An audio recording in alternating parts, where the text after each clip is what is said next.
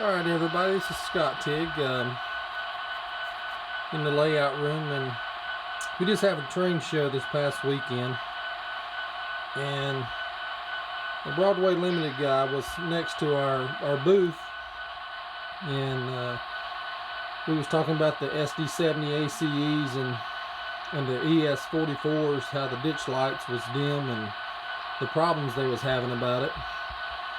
And I took one of the UP SD70ACEs and had a in-scale group there that I knew and run it on the layout. It seemed to run fine, but the ditch lights was still a little bit dimmer than the actual headlights on the locomotive, so it still has the problem with the ditch lights not being bright enough. So he gave me a good deal. The Broadway Limited guy gave me a good deal on one, so I think I just took it back home with me and played around with it, and decided to go in and see how the ditch lights was. As you see here, this is after I got done with it, but the ditch lights, the way they had it in there, the fiber optics was cut into two different pieces. So you know when you cut a fiber optic, that light doesn't travel through the fiber optic good anymore, and that's what they had. They had like a 90-degree angle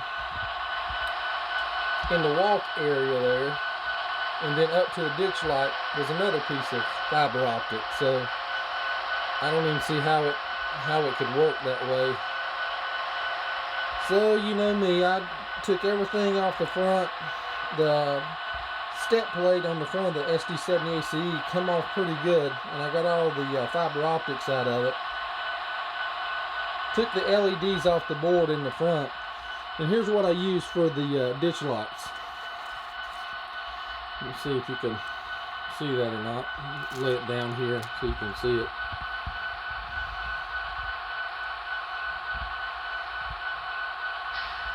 I don't know if you can see it or not. It's Richmond Controls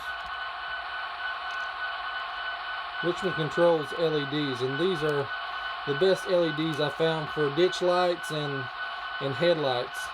The Sunny White 603 LEDs, and like I said, they got ditch lights for ditch lights and headlights.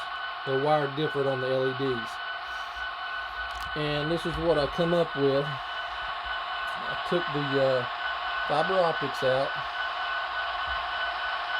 and now they're same as the headlight. Let me get the controller over here so I can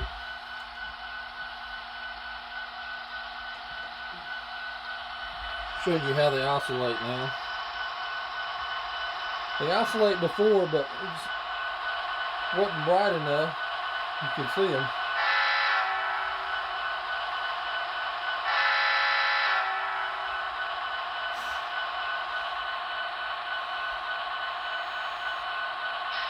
Alright, here we go.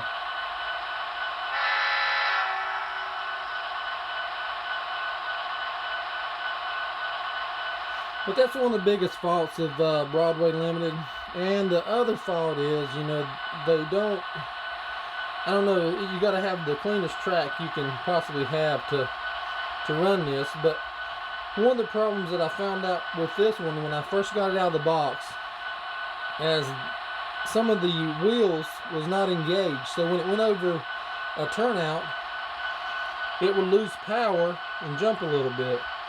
So I got the wheel gauge out, and 3 of the wheels is out of gauge, and now it seems to run a little better, but not as good as scale trains or Kato or something like that, as far as in low speeds. But there again, I had to fix the ditch light problem again. So Broadway Limited, you need to do something with your problem with your ditch lights. You can't cut a fiber optic in half and piece it together at a 90-degree angle and expect the light to travel through it as bright as the headlight is on top. Just no way. The best thing to do is just put the LED straight into the housing of the ditch lights right here in the front. They fit I had to bore them out just a little bit with a drill bit, but the LEDs fit right up into the housing of the ditch lights, and pretty straightforward of putting your wires directly underneath the walk area there. Like I said, it comes off, so it's pretty simple on this unit, and you just solder it right to the board on the front inside the chassis. So it was pretty straightforward for somebody that, you know, likes to tinker with that and has experience with wiring stuff up like this. It's pretty straightforward. But now I'm happy with the ditch lights. They come out good. And like I said, I used Richmond Controls LEDs, Sunny White 603s. So if you want to try that project, you can. But as far as the sound, they beat scale trains. As far as the sound and all the accessories in the sound system, this is just one of the best sounding locomotives I've come across. But you need to turn the sound master volume down considerably. I think from 100% I got it down to like 35%. That's how low I had to go. But as far as the sound, scale trains and all this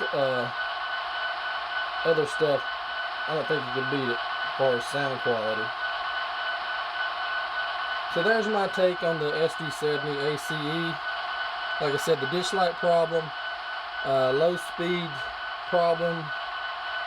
You know, you gotta, like I said, you gotta have the cleanest track you can possibly have to run these things. They're not unforgiving, you know, with that. But as far as the sound and stuff like that, I would give it a 10. So Broadway Limited, you're still not there yet as far as running quality, but sound quality, I don't think you can beat it. Alright, this is Scott Teague with you. I'll come back again with some other stuff I got coming up. See you soon.